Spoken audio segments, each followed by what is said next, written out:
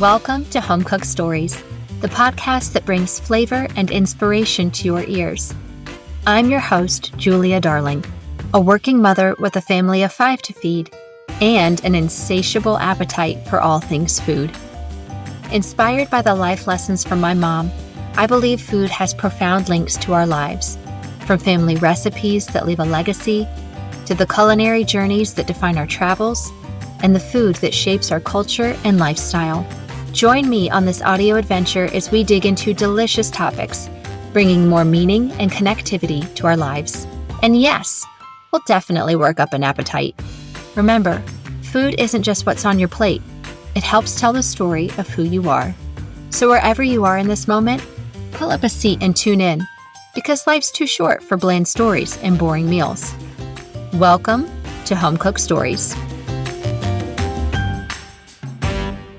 Hi, you guys, and welcome back to another edition of Home Cooked Stories. Today is all about taking lessons learned from episodes 1 and 2 and turning inspiration into application. How can we take these ideas and turn them into food on our plate? And for a quick refresher, for those that haven't had a chance to listen to the first 2 episodes, or have, but you may have forgotten because it's been a hot minute, here's what we've covered. In episode 1, we talked a lot about how to simplify our meal planning throughout the week, making one thing you can use a number of different ways, as well as recipes that give you the freedom and the flexibility to play around with ingredient swaps and substitutions. And in doing that and doing it more often, it helps to build our confidence in the kitchen and start to make recipes more of our own. And then in episode 2, we talked a lot about food's role in improving our health as we age. Now, granted, episode 2 was skewed more towards my ladies out there because we talked a lot about hormones in the female body and how we can leverage food to improve our physical and cognitive health. But I would venture to say that shining a light on the importance of incorporating more fiber and protein into our meals is something that we can all benefit from regardless. And so if you're like me, we tend to finish these episodes when we're feeling all inspired and motivated,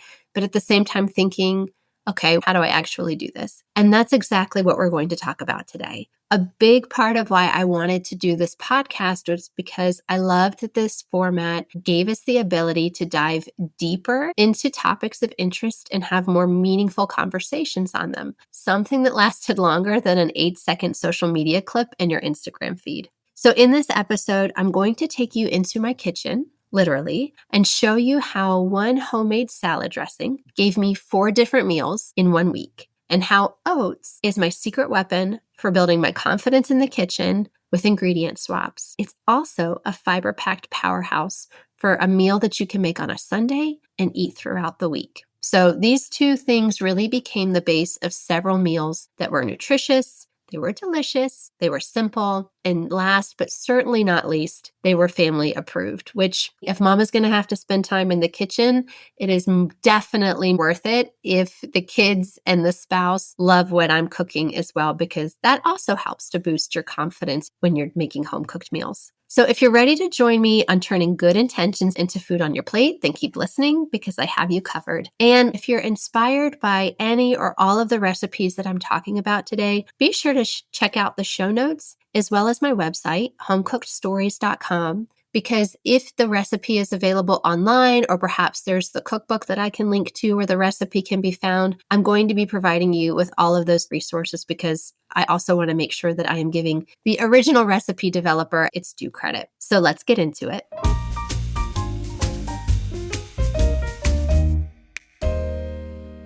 Okay, let's start with the salad dressing because I love anything that can help me work smarter, not harder in the kitchen. And this recipe comes from one of the newer cookbooks I have at home. It just came out this year, and I have to give my husband Stuart credit for it because he's actually the one that ordered it.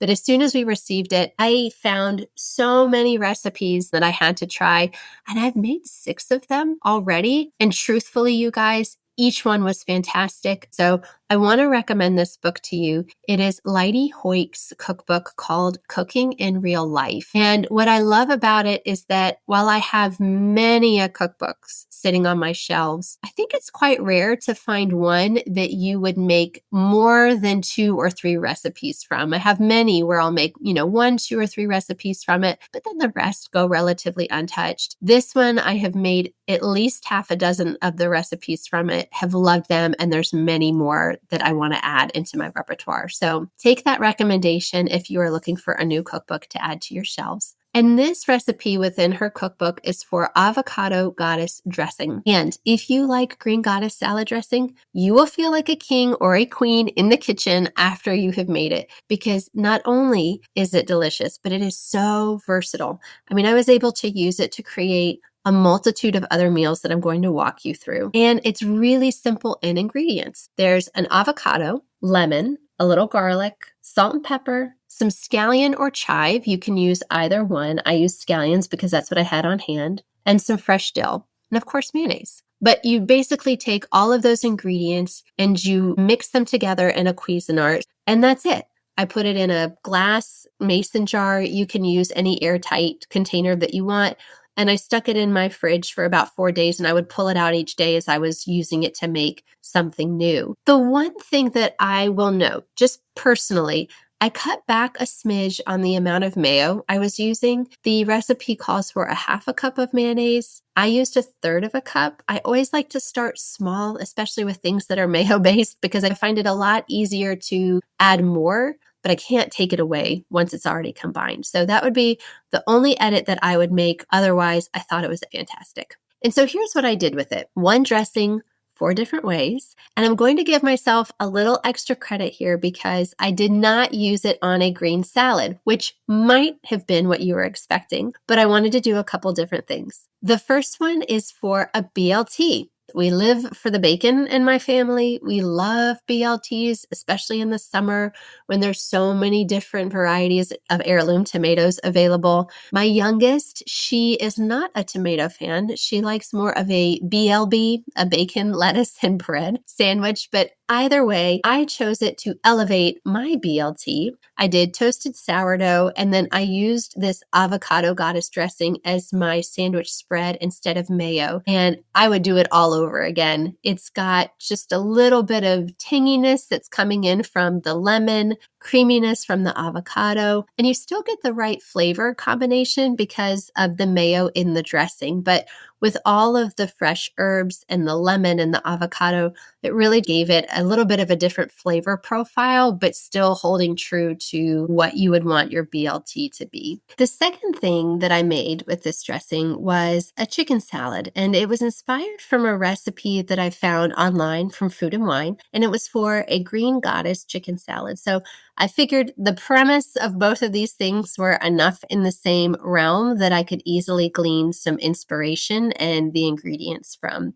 And it really was different and interesting. A lot of the chicken salads that I use, there's the Waldorf chicken salad, which is roasted chicken, mayonnaise, and then you've got apples and grapes and nuts that you might add to it, and your celery, which is a beautiful salad. There's another one that my grandmother used to make where in a Cuisinart you will pulse your chicken, and it is then scallion and celery, and you season it with salt and pepper and add mayo to it. So it makes it more of almost a chicken salad pate in terms of its texture. This one to me was really different and interesting. And it is essentially a roasted chicken, celery, peppers, and then I put croutons in there. And I seasoned all of those things with salt and pepper before I added the dressing to it. And it was delightful. Now, the one thing that recipe called for that I did not add was olives. But this is one of those where if you're looking for something to bring on a picnic or a potluck or have as a lunch on a weekend, this was a great recipe. And I did eat it for lunch throughout the week and thoroughly enjoyed it. The croutons were great instead of using a softer bread because it was able to hold up as it was kind of getting saturated in avocado goddess dressing. It still kind of maintained its harder texture without getting really soft and mushy. The third thing that I made was a quinoa salad. And the premise for this was I just wanted a dish that was really going to just try to pack in as much fiber and protein as I could, and ultimately use things that I already had on hand. So the salad was comprised of quinoa is the main grain and the base of the salad.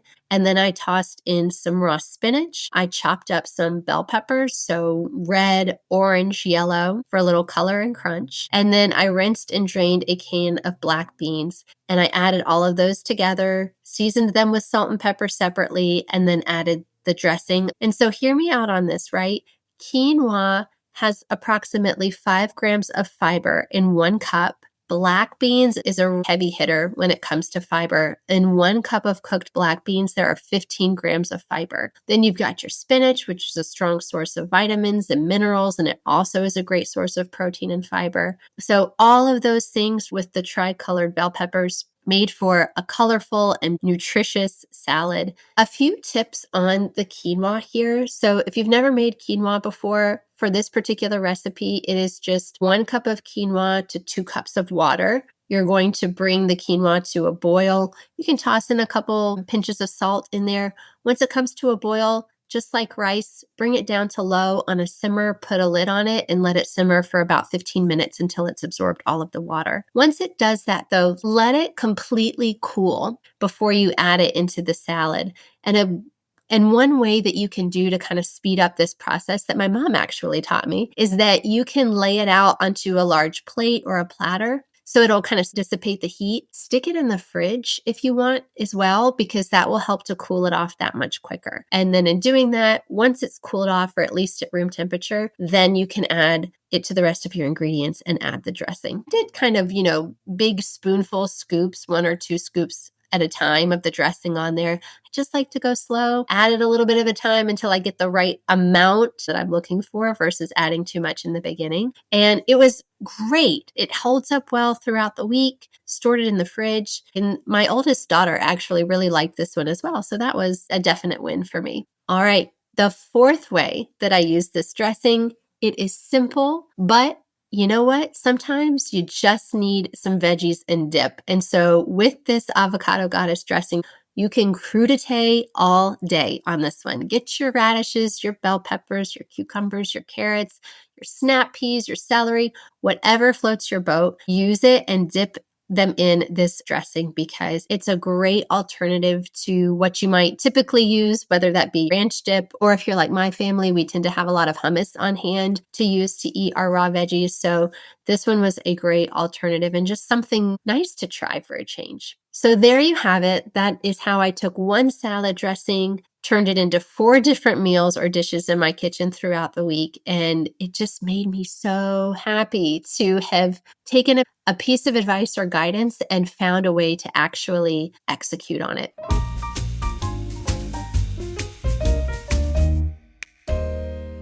All right, so on to the humble, reliable pantry staple that is rolled oats. Now, I love oats, and it often goes overlooked in my pantry, but do not forget your oats. In 1 cup of oats, there is 8 grams of fiber. We all have heard of a lot of the other health benefits of oats. It helps to lower cholesterol. It supports blood sugar regulation, which, as we heard from Dr. Ariel Haddad in the 2nd episode, what's happening to women in particular is they get into midlife and there's a lot of hormone shifts and dips in their levels of estrogen that causes our blood sugar levels to spike. And something like oats is a really great way to help with our blood sugar stabilization and to help regulate those levels. It's also very satiating. It helps you feel full for a longer period of time, particularly in the morning.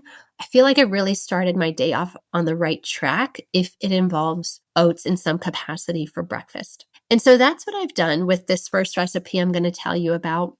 It is for a blueberry bake. This recipe comes from Cookie and Kate, which is a food blog, and Kate focuses primarily on vegetarian and vegan recipes. I also love this recipe because it's so, again, versatile. And in the way that Kate wrote the recipe, she gives you a number of different ways that you can make it based on your preferences. And I have made them all of these different ways. You can use regular eggs, or you could use egg substitute if you want to make it vegan. So that's water and flax seeds to make an egg substitute. Oats are also naturally gluten-free. Having our guests staying with you that are sensitive to gluten, this is a great option to have something to serve them in the morning. In terms of the fruit that you're you're using the recipe called for the blueberries, we love blueberries. We usually have them on hand, so that's what we typically use. But you could use raspberries.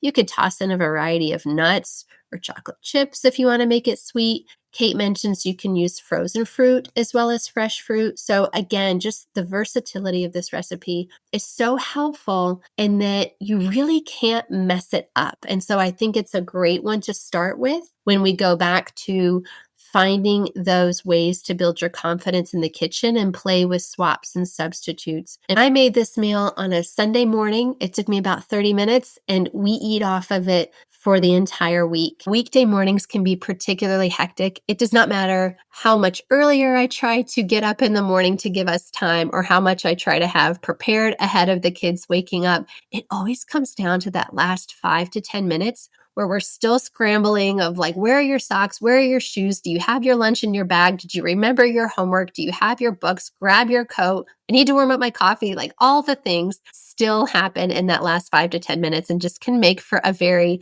rushed morning. And so having something like this blueberry bake that you can pull it out of the fridge, cut them up into squares, zap them in the microwave until they're nice and warm. And then everybody has a nutritious and delicious breakfast to start their day. And so this is one that I would highly recommend for those of you that might be going out of town for work or for a weekend trip and leaving the family behind. This is something that I have made beforehand so that I'm leaving Stuart and the kids with a breakfast that they can easily take out and warm up for themselves while I'm gone. So this is one that all around is a real winner for me. The second way that I use oats is in a homemade granola. And this recipe actually came from my mom. She shared it with me, oh my gosh, at least a decade ago. And it has been in my repertoire ever since. It is so simple both in technique as well as the number of ingredients. It's just 4 cups of rolled oats to 3 cups of whatever the fillings you want it to be. So I add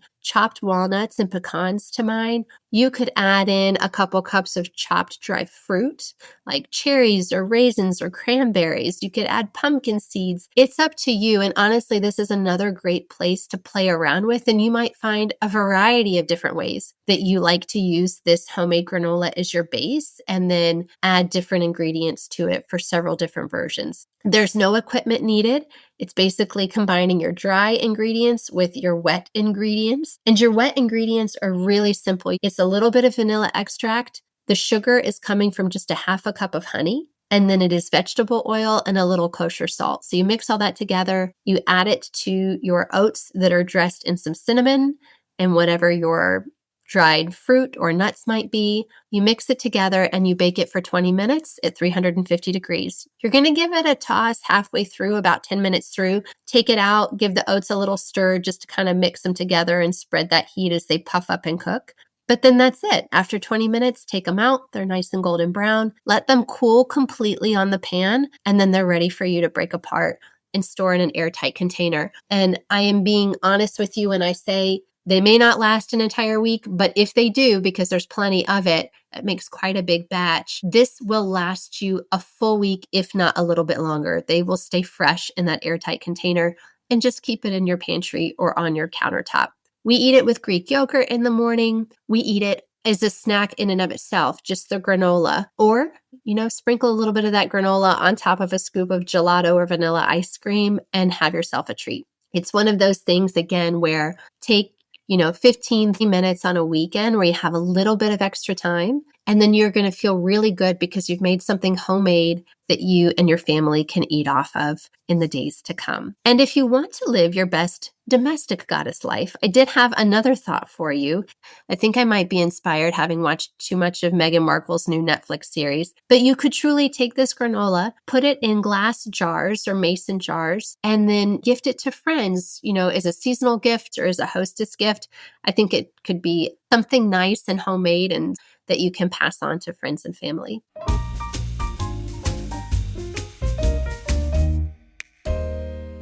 So there you have it. I hope you really enjoyed today's episode, and I truly hope it brought to life the topics that we talked about in episodes 1 and 2 of the podcast, taking you from inspiration to real life application. I am all about finding ways to put time back into my day, to do the things that I truly want to do, and to be with those that I love. These ideas show you that simple can be effective. One great salad dressing can inspire multiple meals, and something as nutritious and satiating as oats can take the stress out of what can already be chaotic mornings during the week. And we don't have to sacrifice taste or nutrition to prepare something quickly. So let these ideas take the pressure off and give you that dose of motivation that you may need.